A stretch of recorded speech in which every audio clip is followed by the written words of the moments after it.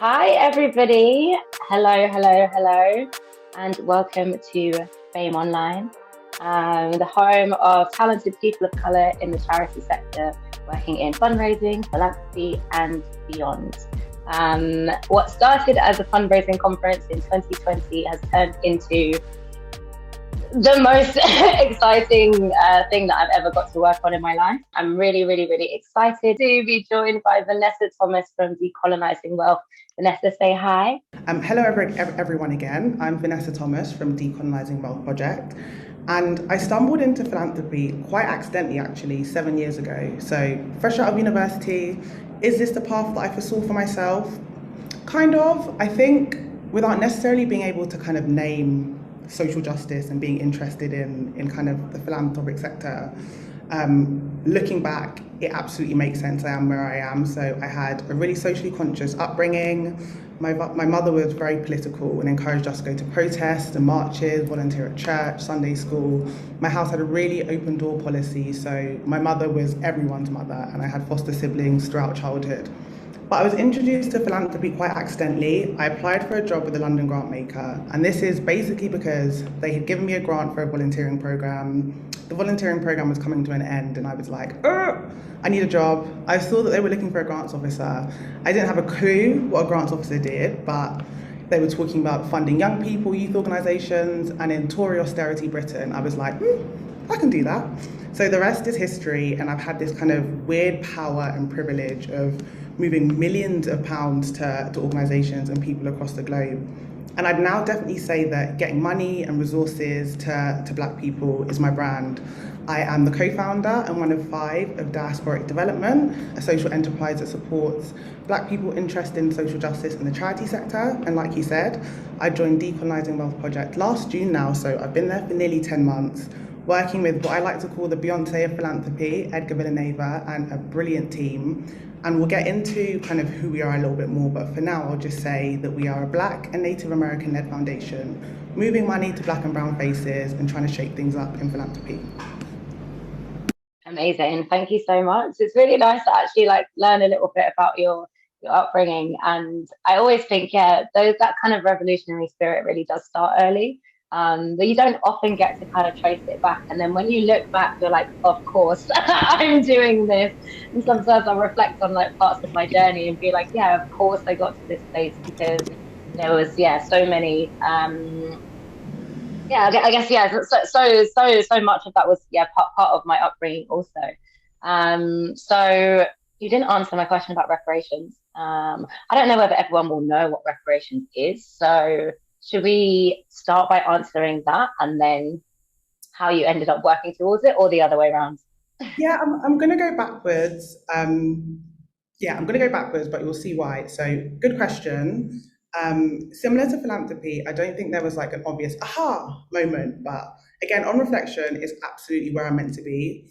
I've always really been driven by my anger at how inequitable and unjust the world is. As I said, I was raised to be really politically and socially conscious. But on top of that, I was also raised to really understand history and our history as Black people, the richness, the beauty, but also what has been robbed and stolen. And I've seen the effects of this today. I'm of Sierra Leonean heritage, so my mum came here in the UK in the 60s and was met with hostility and racism, whilst my grandparents helped build modern Britain. And then I had the standard, work as hard, work twice as hard for crumbs speech from my mum. I saw how my brother and the men and the boys in my family were greeted by the police and teachers who told me and my friends and peers to dream low or just doubted our ability. So I can definitely better articulate it now, but I've known from a very young age that all these happenings are not isolated incidences, they're not coincidences. The UK as it is now was built on the back of my grandparents, my grandparents' grandparents, your grandparents, your grandparents' grandparents. And this accumulation of wealth is not due to just hard work, but actually exploitation, violence, theft, etc. And the result of this today can be seen in the stats showing how Black communities are poorly housed, have lower social mobility, less household income, over-policed, etc., etc. So now I think it's very obvious that my calling is to resourcing and getting money to everything Black, because for centuries, and to this day, we've been systemically and structurally prevented from thriving and just from being human. In conversation that I had with the powerhouse Mariah Larisite a while ago, she mentioned wanting to be a good ancestor for her grandchildren. And this has really stuck with me because I think, whilst there was no aha moment, I do this work because I hope that in 100 years, Martha and Vanessa are not still having this conversation, like that this has really moved forward. And hopefully we'll get into like the nitty gritty of reparations a little bit later on. But for now, I think I'll just say that the kind of spirit of reparations is that those who kind of caused the harm to redress this and to make a repair of it, funding, resources, etc., needs to go back to those. So the bulk of ill-gotten resources and influence, if we look at philanthropy, must hold responsibility for repairing the harm done. Thanks so much. I like that you called it your calling. I feel very similar. I guess we're kind of working at doing quite similar things from different perspectives. Like you've got that real experience of being in that kind of position of power when you're moving millions, as you said. Whereas I was in a different position of power, like, sitting in fundraising teams, advocating on behalf of these organizations. And yeah, and now I feel really similar. Like all I want to do is help Black-led organizations be able to look after their communities, right? You're at Decolonising Wealth. We're going to talk a lot about that.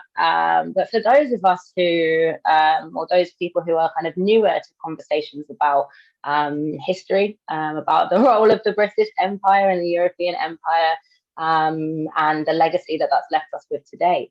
Can you explain to people what is decolonisation? That's a really good question. And I think that it's a word that's starting to be thrown out quite flippantly. So when I look at it, I really like to kind of go back and look at a simple definition which says and speaks to the kind of undoing of colonialism. And I think this helps to paint a really tangible picture. So to decolonize wealth, we are speaking of undoing the colonial structures and systems that enabled countries like the USA and the UK to amass all this wealth, and the resources. And as Edgar notes in the book Decolonising Wealth, plug, it can be found in all reputable bookshops and non-reputable I bookshops. also have my copy here. I don't want to do it too. But anyway, as noted in the book, Edgar kind of talks about decolonization being a process of stopping the cycles of abuse and healing ourselves from trauma. And this isn't just Black and brown people, but everyone, healing ourselves from the trauma. And I'll keep kind of re-emphasizing, because I don't think it could be said enough, that the Industrial Revolution in Europe and North America, this was enabled by slave labor and oppression. These are not irrelevant sins that happened centuries ago with kind of no bearing on today, but they're really critical levers that have shaped the 21st century. The accumulation of resources, riches, land, that's not just due to hard work and equity, but actually ill-gotten wealth. And I think the aim of decolonization is not to pretend that the past didn't happen, but to really think about having any kind of justice. We need to grapple with this history, we need to grapple with the truth, and we need to address the legacy and the resulting traumas. And sometimes you do have to go forward, you do have to go back. It's an inescapable truth that systemic racism, colonial structures, these are foundational principles to our economies. Many giants who are still present and come before me have already detailed the kind of inextricable link between capitalism and racism. So I'm not going to go into that. But any work that is centered on social justice or equity that ignores this is really just tinkering around the edges.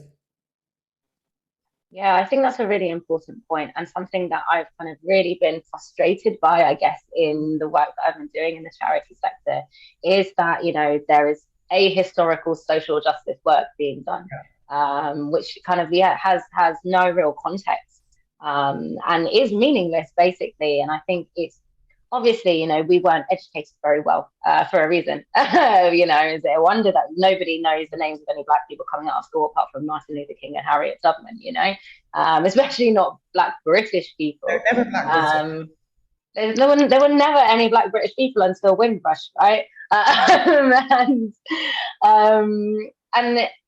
I think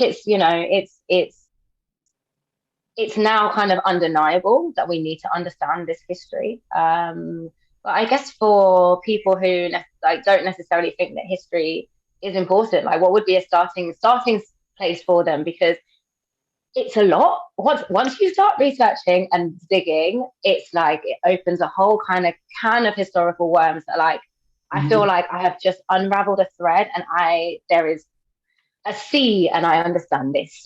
You know. So, what would you say to people who are kind of wanting to understand history, but kind of frightened by the enormity of it? Yeah, that's a brilliant question. And I don't think there's ever a point where you go, I'm not frightened by the enormity of this and all the things that I know and all the things that I don't know and all the things that I have to learn and unlearn. Like, I don't think you'll ever get to a point where it's not scary. What I will say, and I was kind of reflecting on this when I was thinking about funding practices, is there's no success from not doing anything. So if it's fear that stops you from kind of looking into the history of the kind of world and stops you from thinking about how has my lineage and my history impacted what I do and don't have today, then we're not going to get anywhere. So don't let the kind of scariness of it stop you from looking into this. I mean, actually, like, you're cool to do it. So I'd like to think everyone in this room is in this sector because they care about making a difference and they really want to see social justice. So if that's the case, you have to do it. It's scary, it's gigantic, there are so many aspects to it, but you actually have to do it. If what you're trying to reach is social justice, you can't get to social justice without supporting and really thinking about ways to dismantle white supremacy. So lean into the fear, lean into the unknown, but do your work.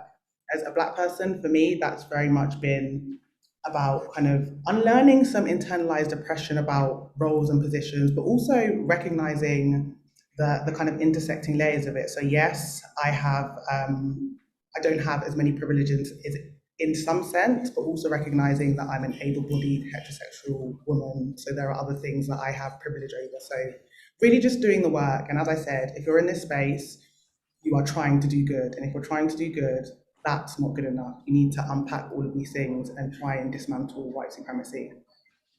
Yeah, I think that people think that dismantling white supremacy is trying to do good, but really it's like dismantling white supremacy, which even means dismantling the idea of what is good and what isn't good. Right. So and there's something that you touched on that I think is so important. You know, we go into this work. Like, you would never do any other field of work without that foundational knowledge, without doing training, without, building up that level of expertise, suddenly we have people who have never kind of really like taken that time to do that deeper work, leading anti-racism drives and anti-racism initiatives. And actually, you wouldn't be leading a marketing team like if you hadn't done that kind of foundational work. Obviously, anti-racism is not marketing, but it's still an essential part of the work that we're doing. Um, And Martha, and I sorry, think, yeah. just to jump in, it's made me think of, that's a perfect example. It's just so bizarre that you can look at kind of the international development sector specifically, there are so many people that don't have a clue about the kind of foundations of that and the history of that. And it's fine. And it's like, how is that fine?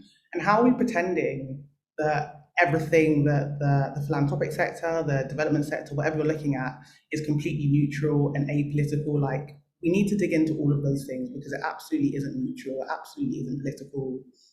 Going slightly to the left, but as I kind of said already, capitalism and racism, colonialism are inextricably linked. So if we're looking at any part of our society, if we're not trying to dismantle the kind of bedrock of all of this, which is white supremacy, then what are we doing? Exactly. We're usually just helping white supremacy to shift into the current norms of the day, right? To like hide itself better. One of the thinkers that I really admire is Khadija Diskin. I talk about her all the time, but she talks about racism being this process of mystification, and it like mystifies the kind of like relationships of subjugation between people. And I've been reading Kojo Karam's book, Uncommon Wealth. I don't know if you've read it. It's really, really good. It talks a lot about contract law. And he talks about this selective amnesia about British imperialism, right? And it's unbelievable. Like, we had one of the biggest empire of all time. Yet we're unable to kind of look at our lives as part of that. And we really need to have some like quite we need to get educated quickly, but also we need to have some kind of really important, like, I guess, like, learn how to learn and like learn as like being part of the history ourselves. And so it's not something that happened over there and now that's not happening.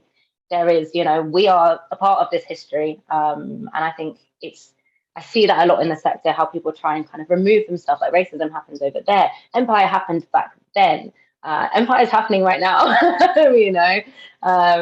So do you think it is ever possible to really address the harm that was caused by colonialism and imperialism?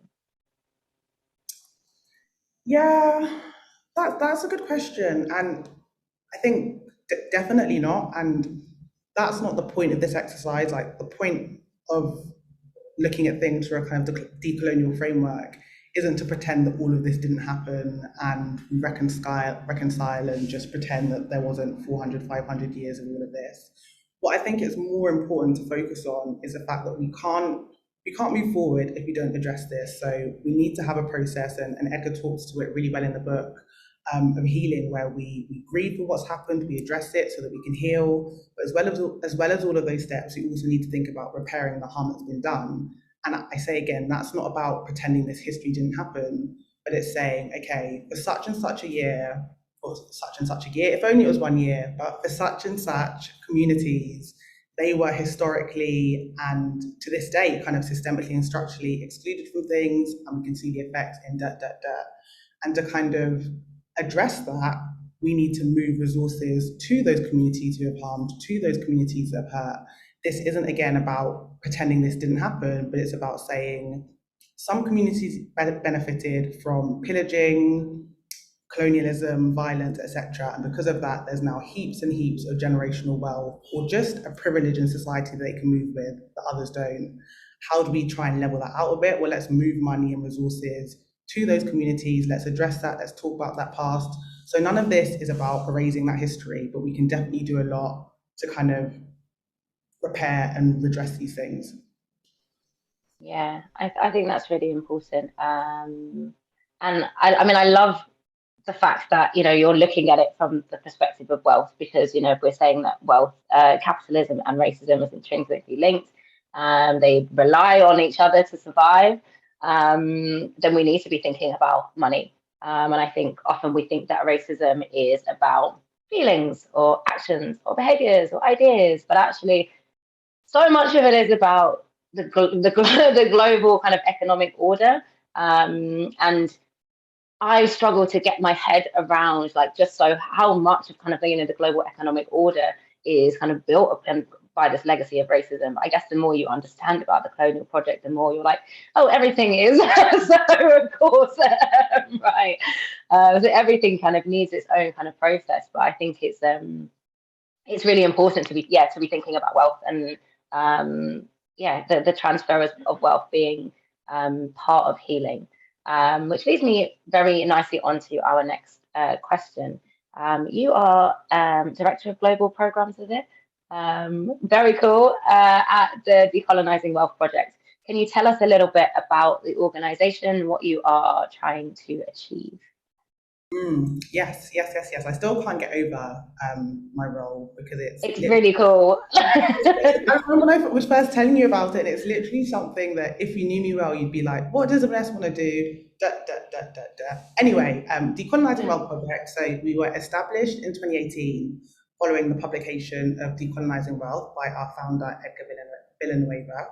We are a foundation that disrupts the flow of capital through education, radical reparative giving, and narrative change.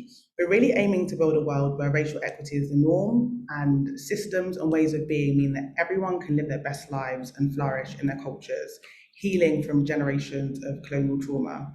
So we have three kind of main buckets of work. One is philanthropic giving practices. So this is thinking about redistributing wealth and moving untethered resources to Black and Native American and Indigenous communities. Racial healing, so we create spaces and resources that promote personal and organizational transformation and racial healing.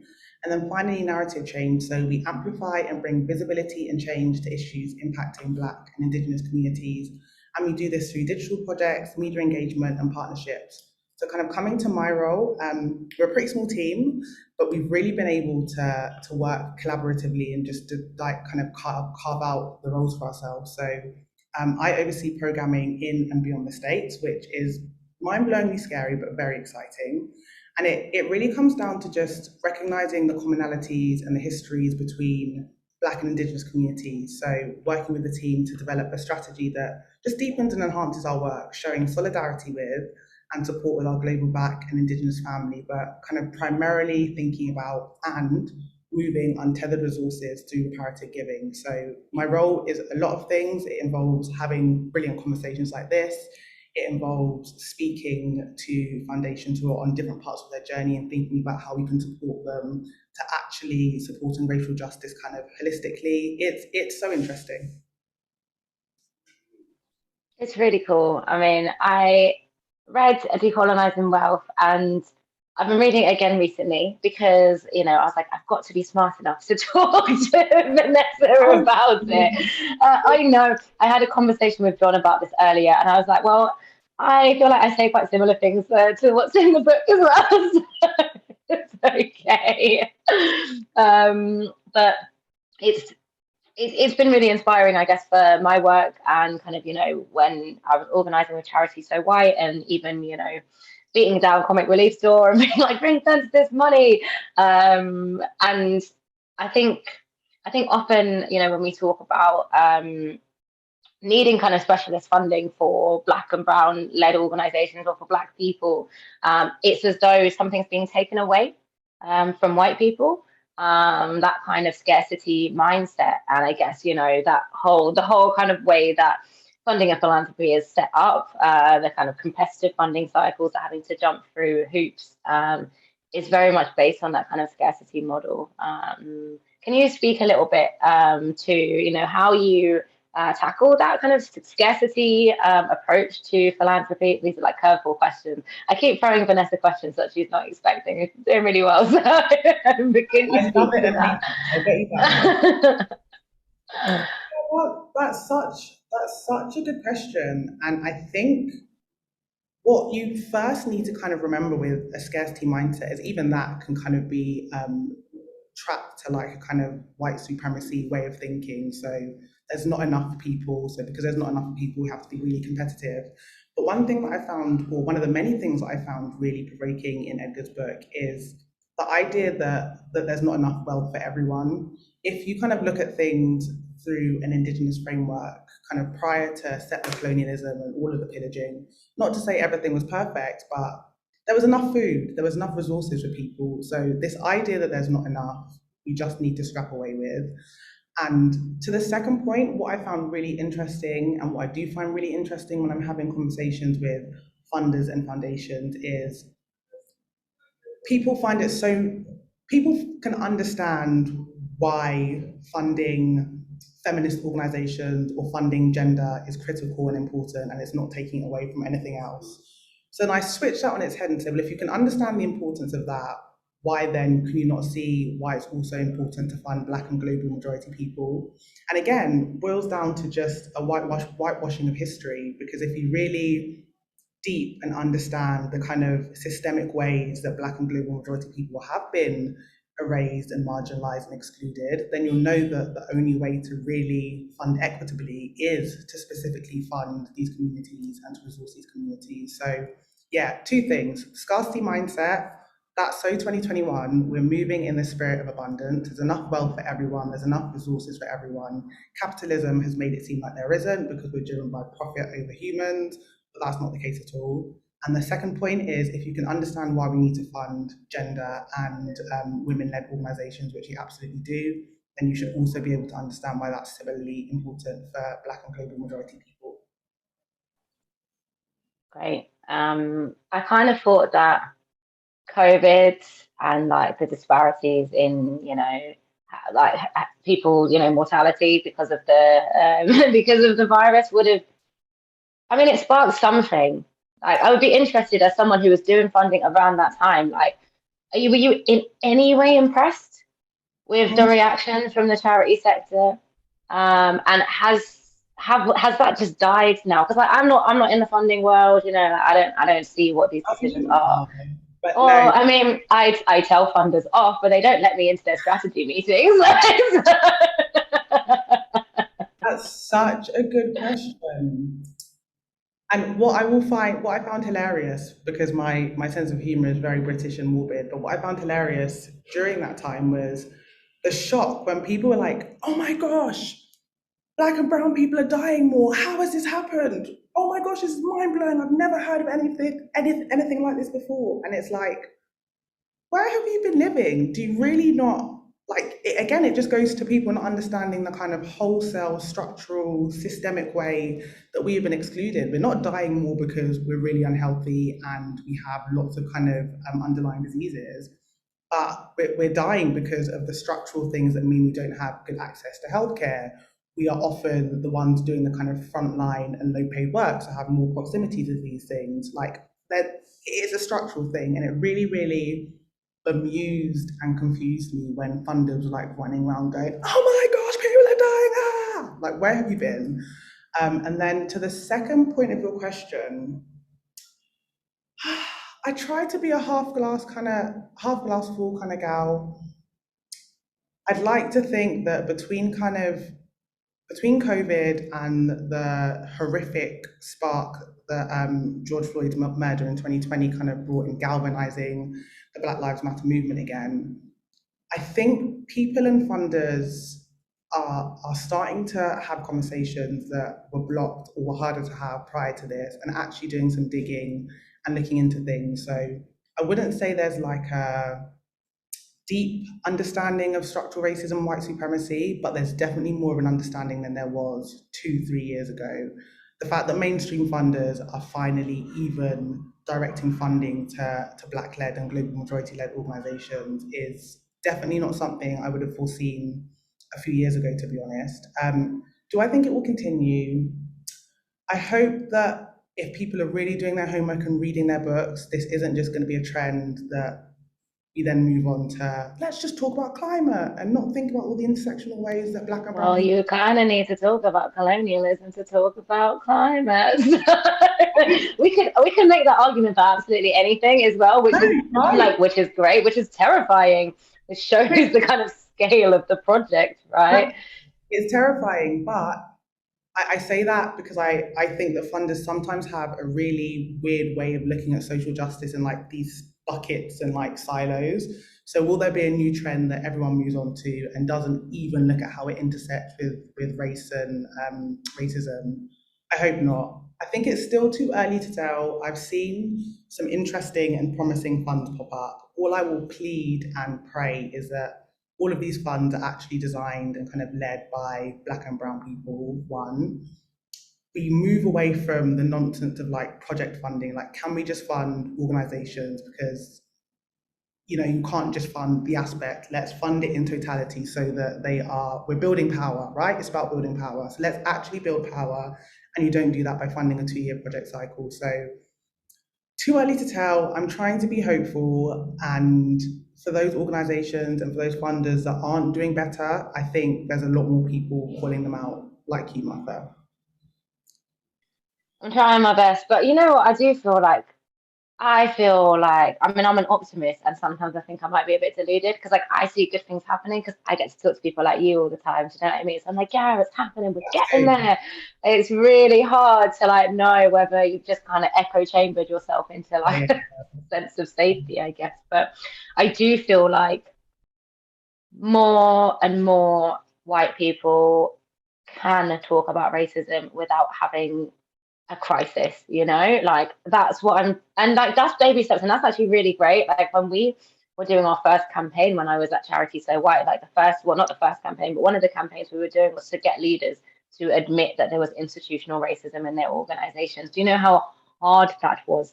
It was so hard. And then obviously following the resurgence of Black Lives Matter, suddenly they were able to admit it, weren't able to investigate it or like explore it, but like at least able to say, and like that has given a little bit of room to kind of get in there and, kind of sow the seeds of revolution, as I like to say.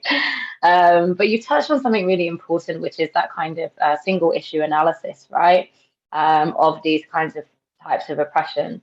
And I feel that, like, yeah, I think there's one thing that we like people really need to understand racism, but like people need to understand that this system of racism is, part of the system of the kind of the cis heteropatriarchy, imperialism, ableism, capitalism, and seeing it really holistically. I think we are not ready as a sector because we're not able to name the oppressor yet. We're able now to like name the oppressed a bit more and talk about, sexism happens. Who does it happen because of? We're not very good at that. Or like, racism happens. We admit that, but actually, like, can we say white supremacy? And can we recognize the white supremacy within, right? And that's like where I think people need to get to, like, and that there is so much of that kind of externalizing this problem as though like we weren't raised by it. Like like this is our education, our formative education was white supremacy. Like, how do you think you escaped it? Mhm. Yeah. And So I went on a bit of a rant there. it's made me think of, do you remember like the phase in the sector where, and it's still kind of going on, but you just like talk about diversity inclusion and use all these buzzwords, but no one talks about like shifting power. So no one specifically says, well, where are we shifting the power from? It's always done in this vacuum because it happened either centuries ago or it's happening over there and it's nothing to do with me. So yeah, I think that's a really, really important point. And as much as it's uncomfortable for us all to grapple with how we perpetuate and enable systems, this isn't something that's happening over there. It's very much us, it's very much our organizations, it's very much our leadership. So sit with that discomfort and work through it. Yeah. And I think we talk about kind of sitting with discomfort quite a lot at JMB. I mean, I feel like I'm perpetually in discomfort as a multiply marginalized person. I'm so glad we get to work from home. It's been very comfortable since then, to be honest.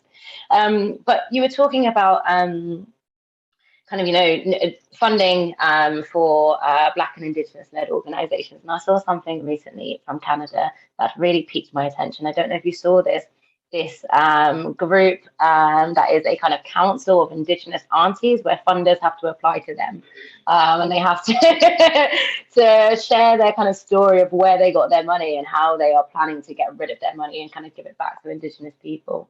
And they say that you have to kind of do your interview with your council of aunties, who will scrutinize your organization.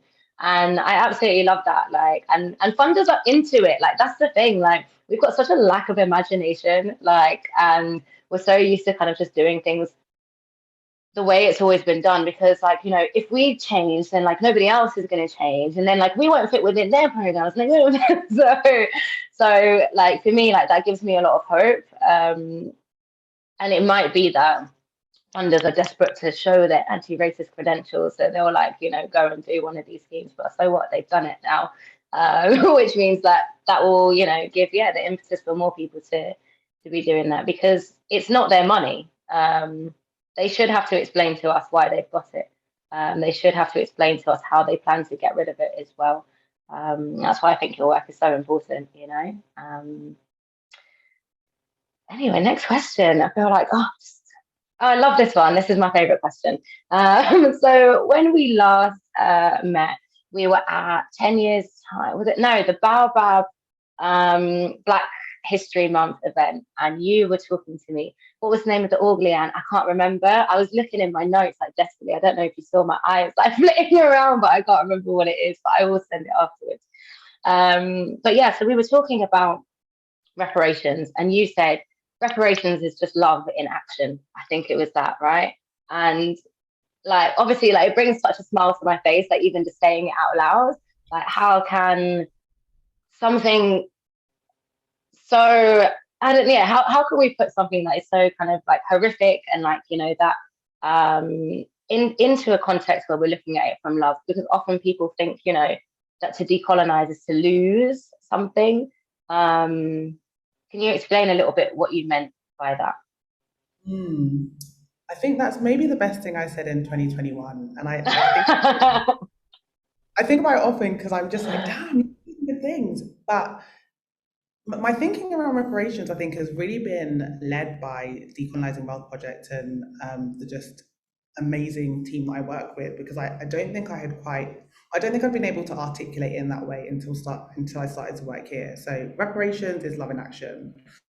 And as you said, so many people see decolonisation and reparations as taking away.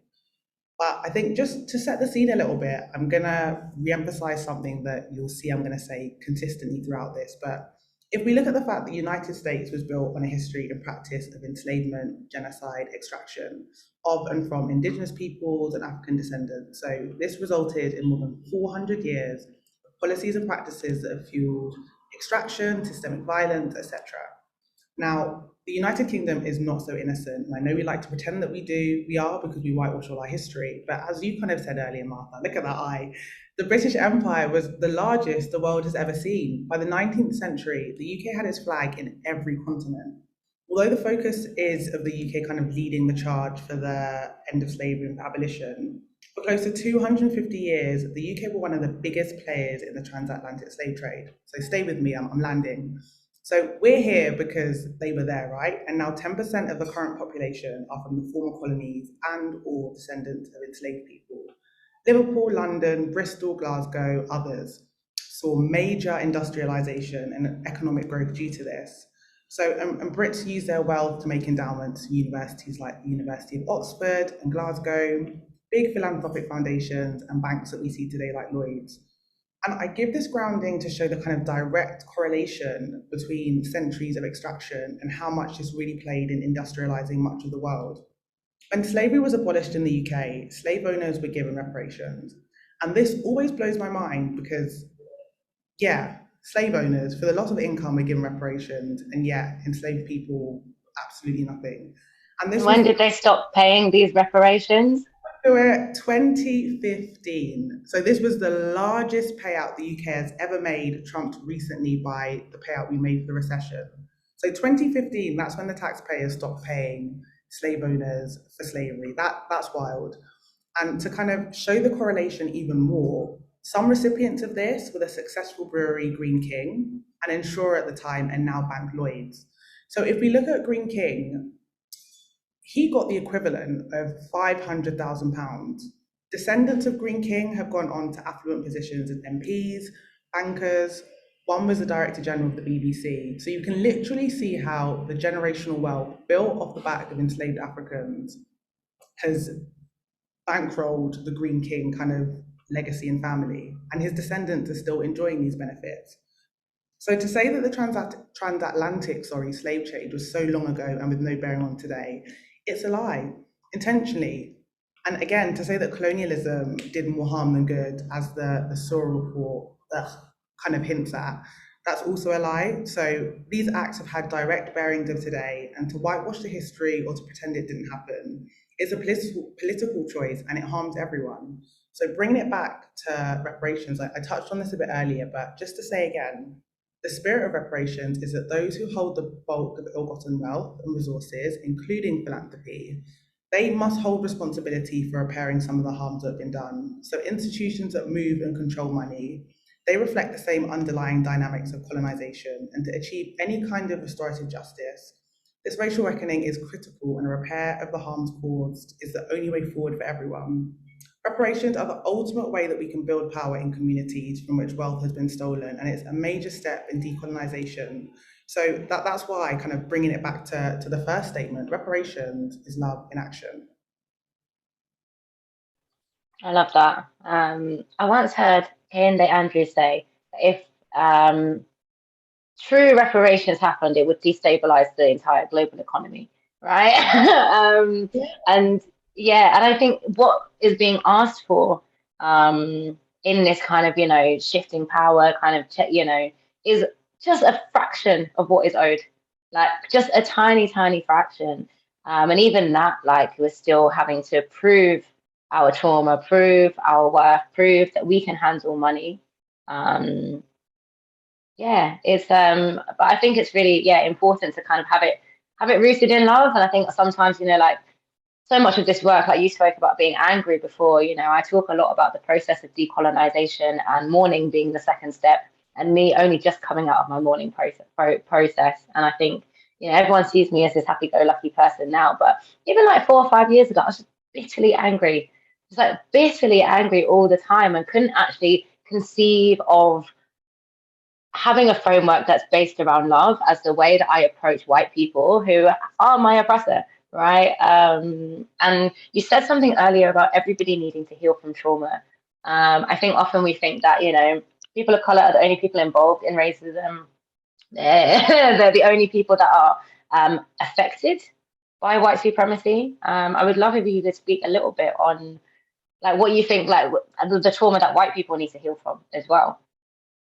To maintain this system and to maintain the centuries of oppression and colonialism and slavery, and then all the things that manifested because of it, you have to put into space, sorry, something that is so violent and so oppressive and so harmful. So in terms of what white people need to heal from, it's that it hurts black and brown people, sure, but it's not a natural way of being. It's harmful for everyone.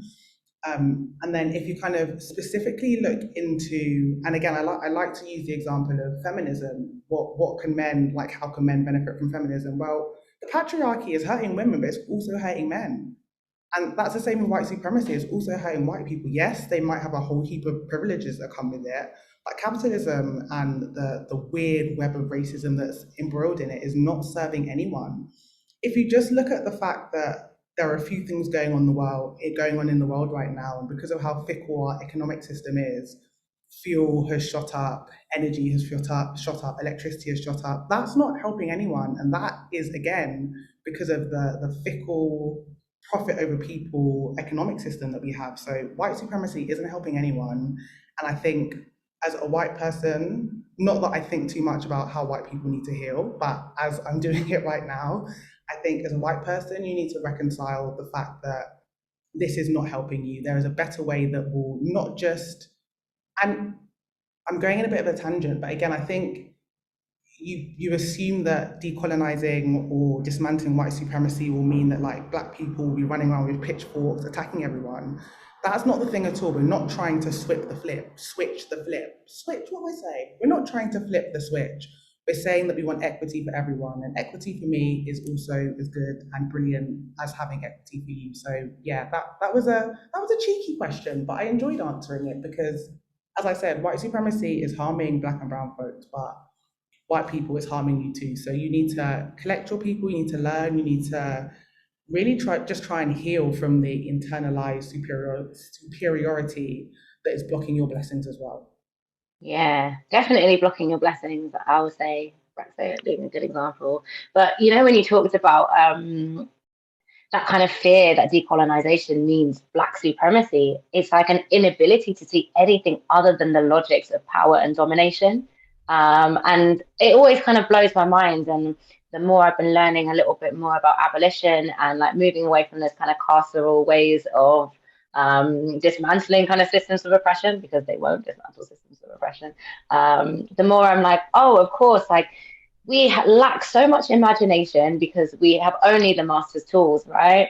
And actually, we can't even conceive of any kind of different social order, even though there have been social orders before. I will implore everybody to read How Europe Underdeveloped Africa, and you know what we can learn from kind of indigenous ways of connecting with society and the land. I always find it really baffling, but I've caught myself doing it, thinking, oh, like the only way that we can exist is through power and control. And it is literally like white supremacy has been our teacher. And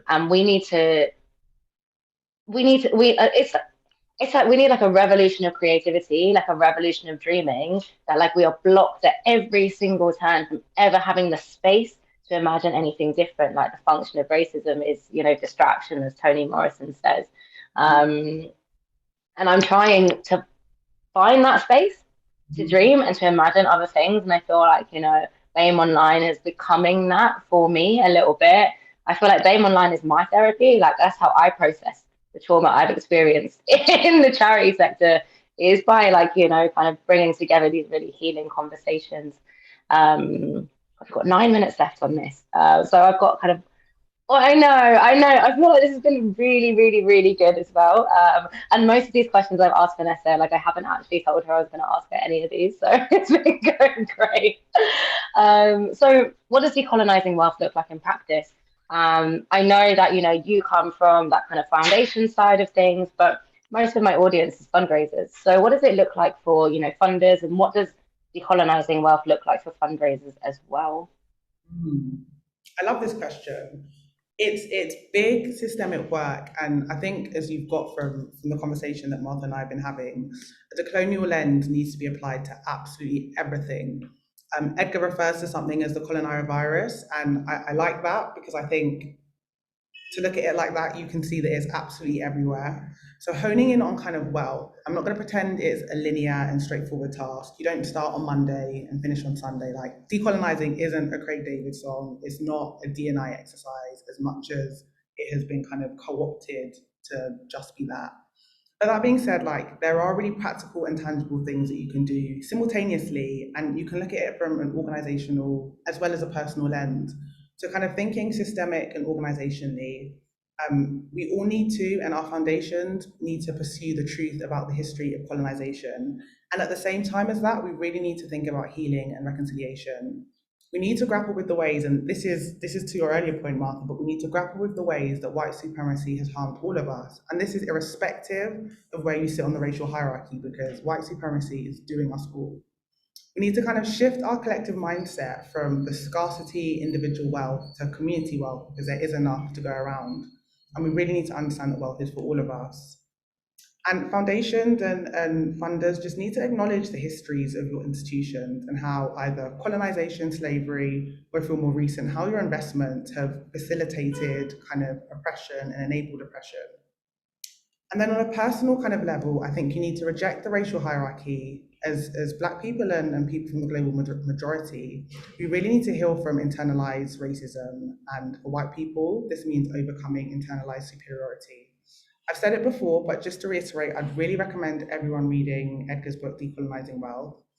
Just because he goes into all of this in a lot more depth, and he offers, as I mentioned, kind of 7 steps to healing, and this allows you individually or in groups to grapple with all of this and heal forward. And I'll repeat, it's not a linear journey. Some steps might need to be repeated. We're all going to be at different spaces. And what I'm going to focus on just before we close is step 7, so repair. I cannot oversay or overstate this. Fund Black-led organizations, organizers, movements, businesses, startups, everything. Like we're building power. Fund directly, fund and trust courageously.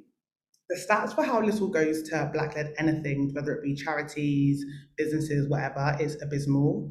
And to really be about it and to fund equitably, you need to move money to communities who have been historically excluded and hurt the most. And simultaneous to this, we need to examine grant-making systems and processes, including how we fundraise. I know we like to pretend that these are all neutral and these are essential and apolitical, but more often than not, they really do reaffirm white supremacy and compliance out the very organizations who have the lived experience and the best solutions.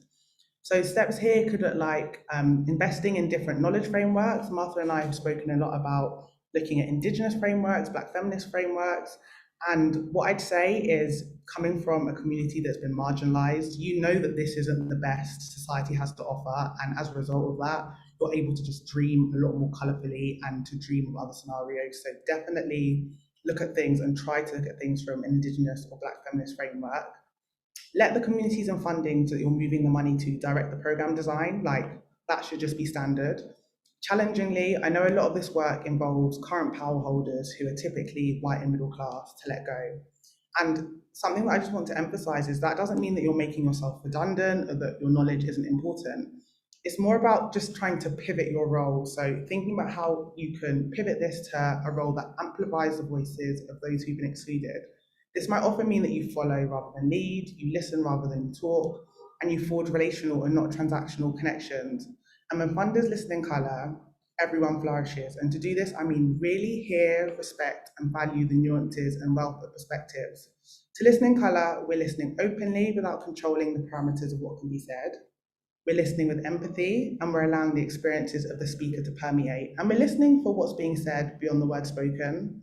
And just to kind of give you some examples of organisations who are starting to do the work, in the States, the Bush Foundation have put 10% of their endowment, so $100 million, into investing in Black and Native American communities. And these decisions, again, are being led, designed, made by Black and Native American communities.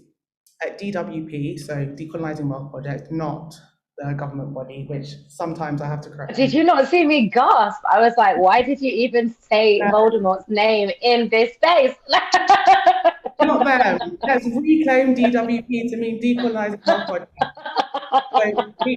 So I know it happens every time, but we have a fund called Liberated Capital, and this moves money through a reparations model, and it really trusts and supports the leadership of those most impacted by historical and systemic racism. So since 2019, we've redistributed over $4.5 million to Black and Brown communities. Kind of bringing it back to the UK, the Joseph Rowntree Charitable Trust have been uncovering the kind of wealth of their funds and are working to establish how they can direct their funding to the communities exploited from this, which they've been really kind of open and transparent about, which I know must be uncomfortable for the leadership team, for trustees, for Black and Brown staff who are probably being inundated with weird and annoying questions, but they're trying to do the work. And as ever, Black and global majority people have been doing it themselves. So we've got like really exciting emergent, but also existing funds like the Black Feminist Fund, Baobab Foundation, Resourcing Racial Justice, to name a few.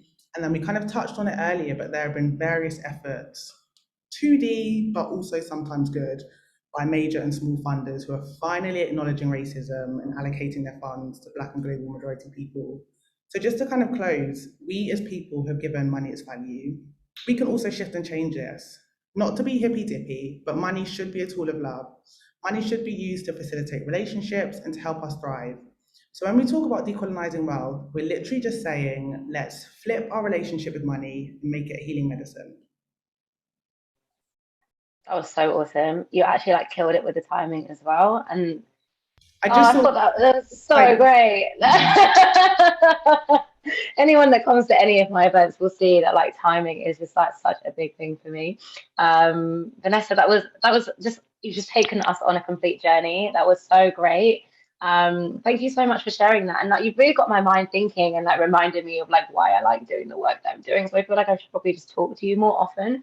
Vanessa has touched on something that, you know, is so important to me that I built an entire conference around it, redistributing wealth, especially kind of in the UK. We will be talking about decolonizing wealth and so much more at BAME Online.